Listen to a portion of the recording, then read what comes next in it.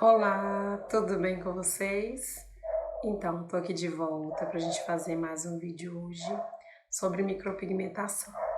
E hoje eu quero falar de um assunto bem polêmico que tem assustado quem tá na estética, quem tá já trabalhando na micro e assusta também quem quer começar a trabalhar com a micro. Eu quero falar hoje sobre sobrancelhas verdes, esverdeadas, azuladas, acinzentadas. Você já viu alguma? Ou você tem medo de fazer micro e ficar verde? Isso acontece, né? A gente já viu e a gente sabe que acontece. E por que isso acontece? Ou por que isso acontecia com mais frequência? E como evitar que isso aconteça? Então, primeira coisa que a gente precisa entender é que a micropigmentação, ela é a implantação de um pigmento na pele.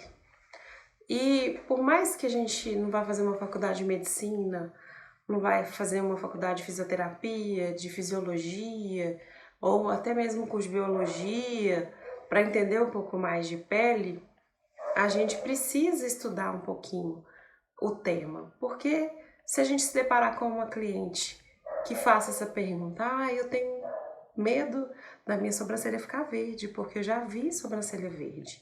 Como que a gente vai responder essa cliente? Como que a gente vai demonstrar para essa cliente que a gente tem domínio da técnica e domínio do assunto para que ela se sinta segura de fazer o procedimento com a gente e não ter no futuro uma sobrancelha esverdeada?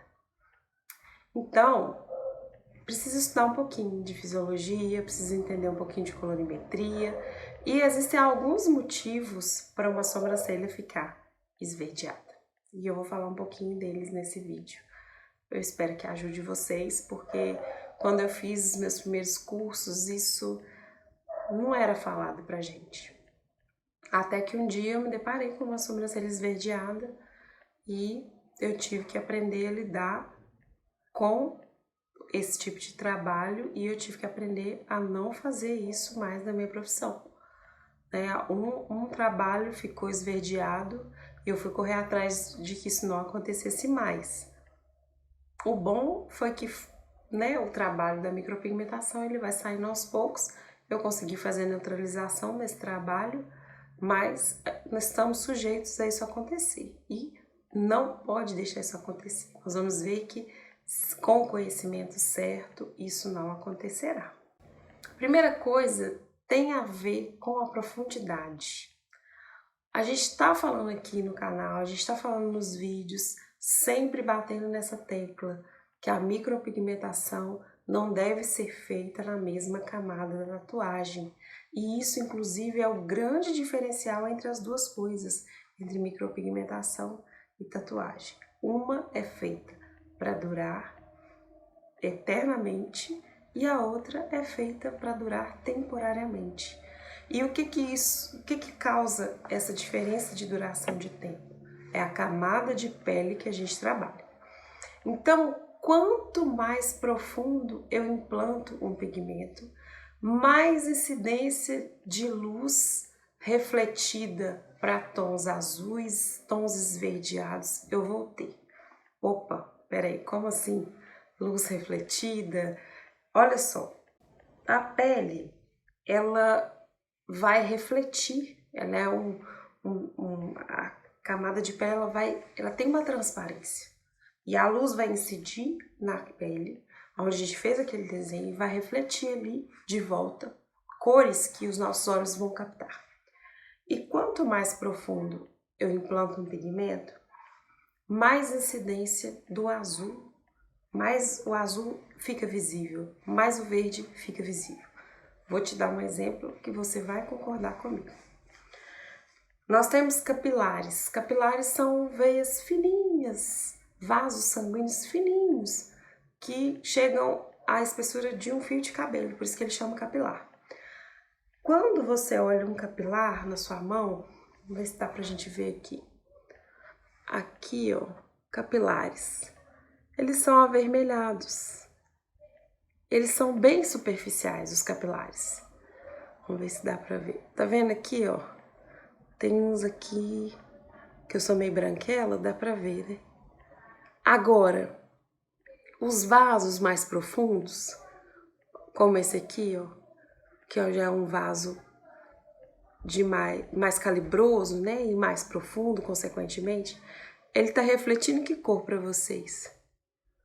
O verde, né? Tanto que tem um termo que era usado antigamente que falava que as pessoas, algumas tinham sangue azul.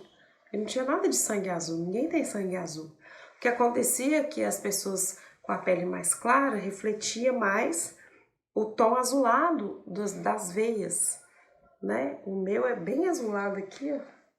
Parece até um mapa hidrográfico às vezes, mas aqui dá para você ver que o tom que a gente enxerga aqui, apesar do sangue vermelho estar passando dentro desse vaso, é um tom azulado, por causa da profundidade. Então, um dos principais motivos de uma sobrancelha esverdear, de uma micropigmentação esverdear, é peso de mão, camada de pele, né? Como assim peso de mão?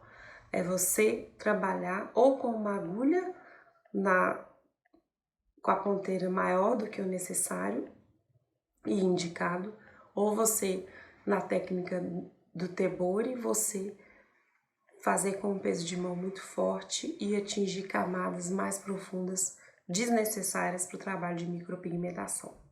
Então esse é um dos principais motivos, eu diria o principal, né? E isso acontece muito, não sei se vocês já observaram, nas mulheres mais idosas, nas peles maduras. Por quê? Porque essa pele é uma pele mais fina, é uma pele menos íntegra, né? Que já tá ali com os fibrócitos, né? Não são fibroblastos mais, os fibrócitos, as células epiteliais já estão mais distantes, menos firmes, e aí, consequentemente, as camadas da epiderme, da derme que a gente estudou aqui já em vídeos anteriores, elas estão mais finas e a gente acaba atingindo profundidade maior por essa pele já ser uma pele mais sensível.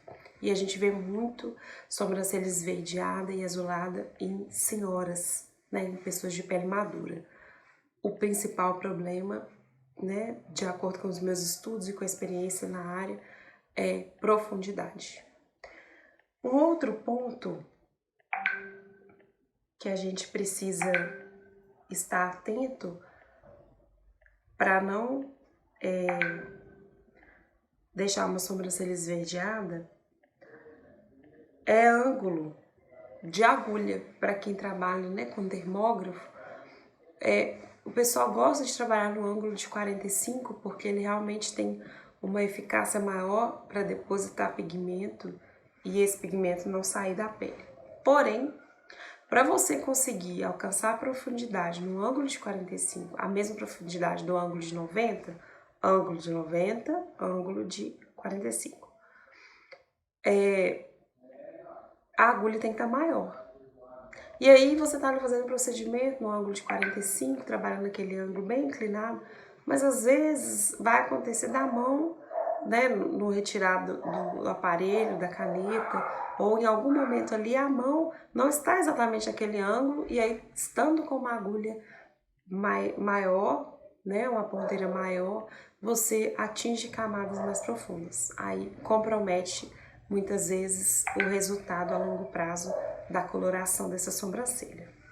Então isso é interessante de observar. Se você trabalha com dermógrafo e você vai trabalhar no ângulo de 45, tenta treinar para que você não precise aumentar tanto a sua agulha na manobra e correr o risco aí de ter uma degradação indesejada para o verde, né, para tons frios.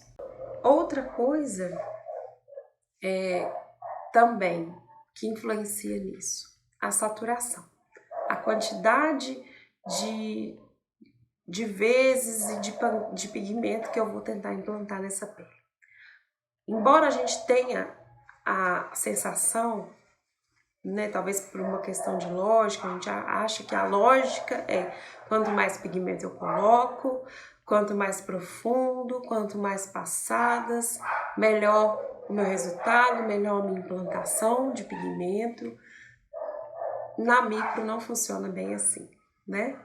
Além da gente lesionar mais a pele, se a gente passa mais vezes, a gente aumenta aí o período de cicatrização, a gente aumenta as reações fisiológicas envolvidas no processo de cicatrização. Eu vou ter mais edema, eu vou ter mais demora, eu vou ter mais ali fagocitose no procedimento, minhas células de defesa vão ficar mais alerta e tudo vai ser para mais, né? O mais vai acompanhar. Eu posso pôr mais pigmento, eu posso ir mais fundo, eu posso passar mais vezes, mas vou ter mais lesão e, consequentemente, mais expulsão desse pigmento e mais transformação também desse pigmento, né? Por quê? Porque se eu resolvo passar o mesmo fio mais vezes e eu já furei ali, quando eu furo, eu vou mais profundo. Quando eu furo por uma segunda vez, quando eu passo o tebor uma segunda vez, eu vou mais profundo. Então a gente tem que estar com o peso de mão em dia. E como que é isso? Treino, né? Tem outros vídeos que nós vamos falar, quero dar dicas de treino para peso de mão, mas é treino. E a gente não deve saturar mais do que o necessário. Qual que é a necessidade de saturação? Qual que é o ponto ideal? O ponto ideal é o menos possível de lesão com o máximo de aproveitamento daquele pigmento. Então, observa, tá usando dermógrafo, observa se a ponteira tá cheia de pigmento, para você não furar sem pigmento e ter que passar de novo. Tá usando a lâmina no tebore, observa se aquele pigmento tá descendo pela lâmina, para a hora que você fizer ali o seu microcorte, o pigmento descer ali no microcorte suavemente em toda a extensão daquela linha, daquele fio ou daquele pontilhado que você, se você estiver fazendo um outro efeito, né, com as outras lâminas de tebore. Mas evitar ficar insistindo ali, lesionando aquela pele. Quanto mais você vai no mesmo lugar, mais você afunda e mais chance desse pigmento chegar em camadas profundas e refletir tons indesejados a gente vai ter. Outro motivo também é qualidade de equipamento.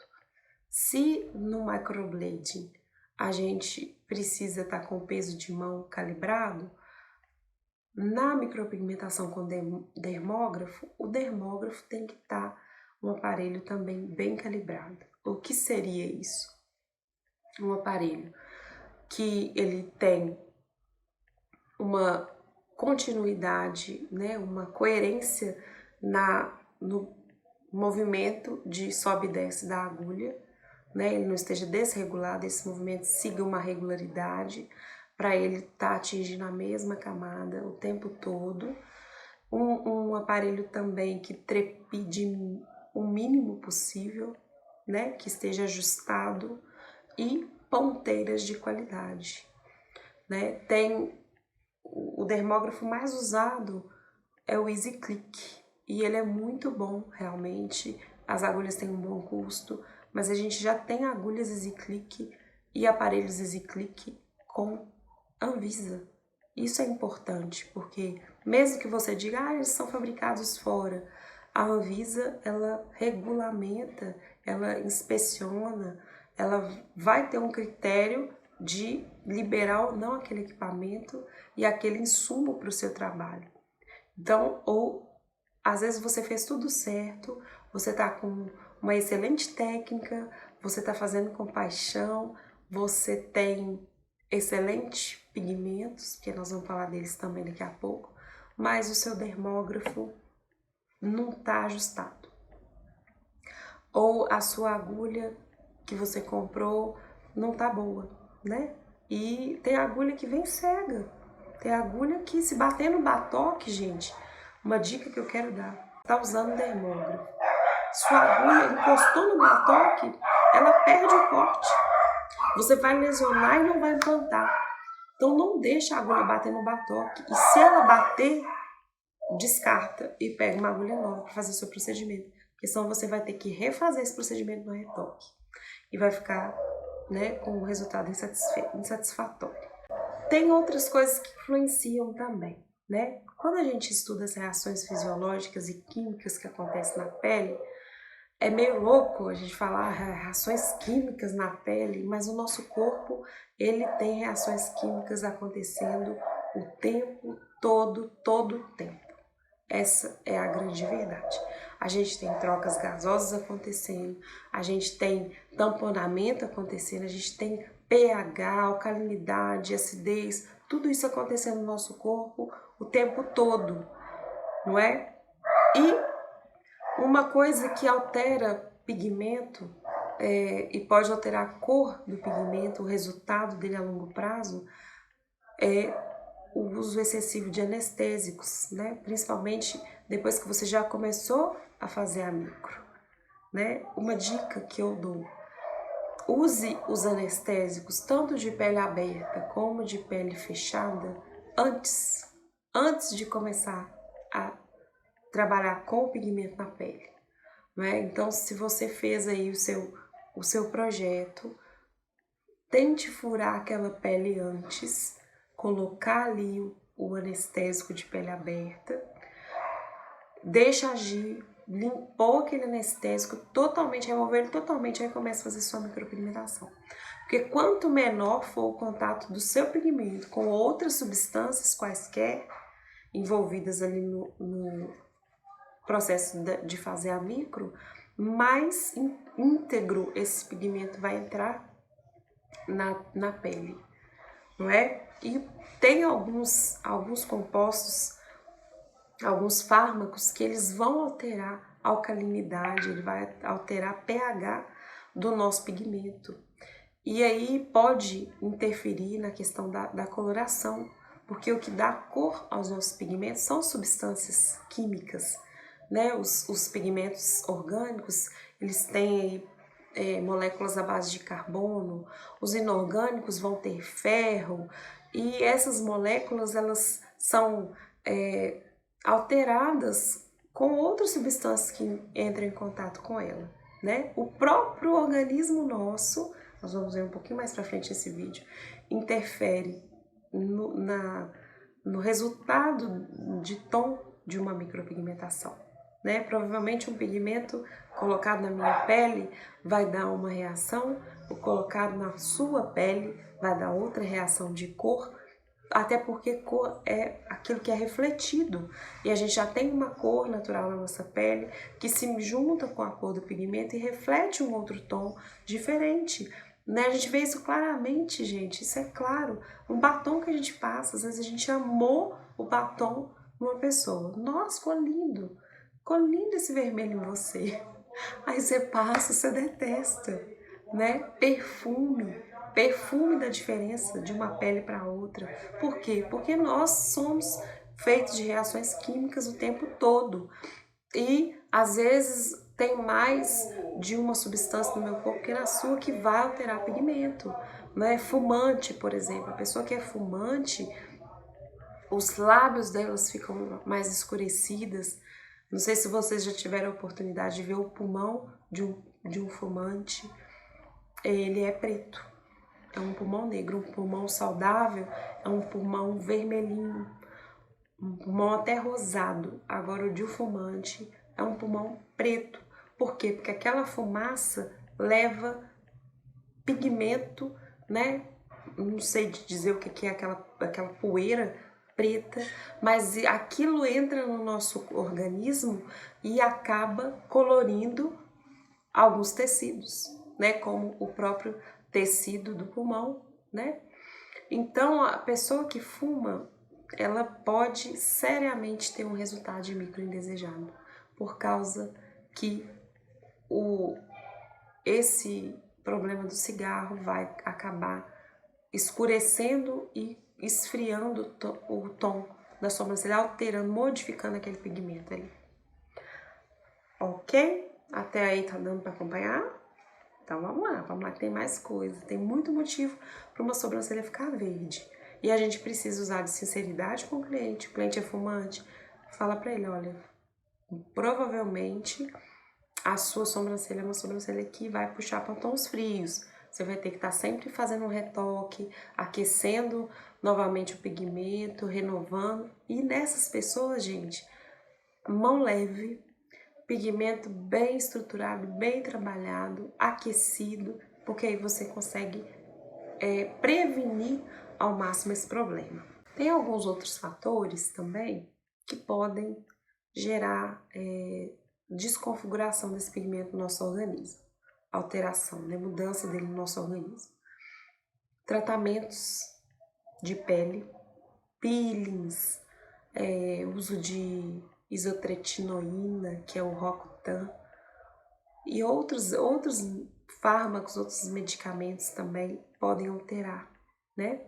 Porque tá dentro da gente, a micro, e ela tá ali sujeita a participar das reações químicas que vão haver na nossa pele. E remédio para espinha, remédio anticoncepcional, que, né, regula hormônios, vão alterar características fisiológicas da nossa pele. Então, isso também pode acarretar mudança no pigmento. Então, gente, para terminar, a questão da sobrancelha esverdeada. O que acontece? Em última instância, eu quero falar da qualidade dos pigmentos.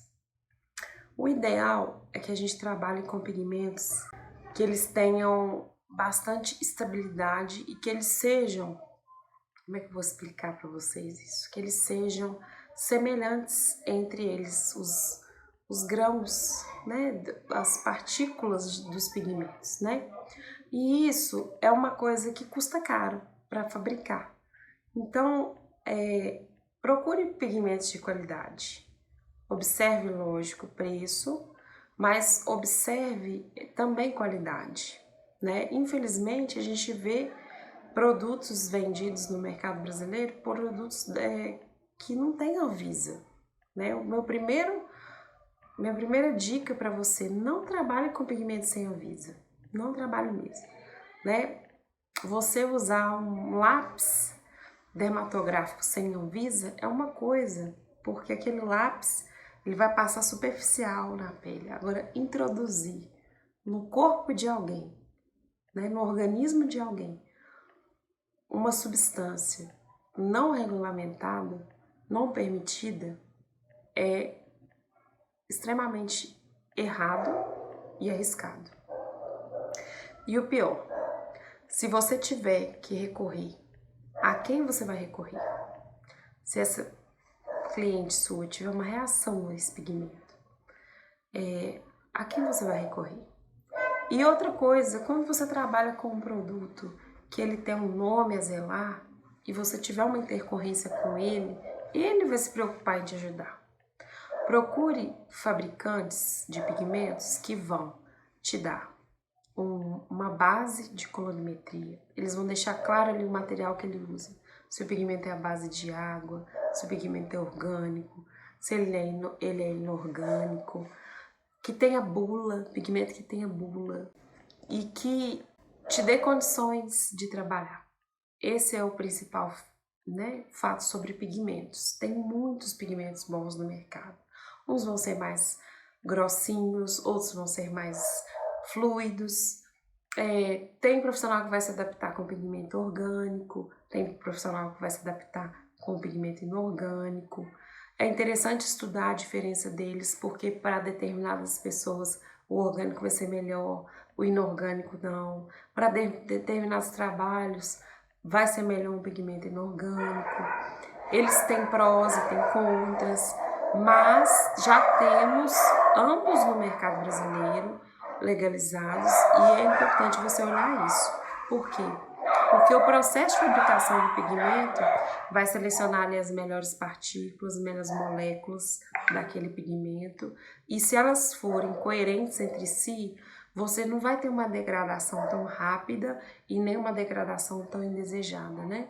O ideal é que a sua sobrancelha ou a área micropigmentada clareie uniformemente, sem deixar uma sobrancelha notadamente verde, notadamente cinza, notadamente azul ou notadamente vermelha, não é? que pode acontecer, mas se a gente tomar essas precauções, o risco de que isso aconteça é bem menor, não é? Olha só, talvez você esteja percebendo que fazer micropigmentação da maneira certa não é tão fácil como parece, né? A gente vai estudando, aperfeiçoando, e não deixe de estudar, não deixe de correr atrás dos melhores conhecimentos para oferecer para o seu cliente segurança. Não é? Talvez você fale assim, mas o mercado está saturado. O mercado está saturado, mas tem muito profissional despreparado que não está se preocupando em preparar. E você que é preparado, você que tem as ferramentas certas e o conhecimento em dia, você não vai ficar sem clientes, porque você vai passar aquilo que tem mais importância no trabalho, que é valor.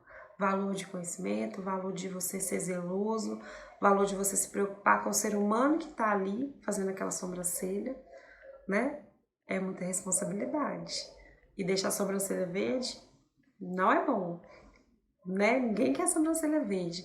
E você, se você estava com medo, procure um bom profissional, não precisa ter medo de fazer a sobrancelha.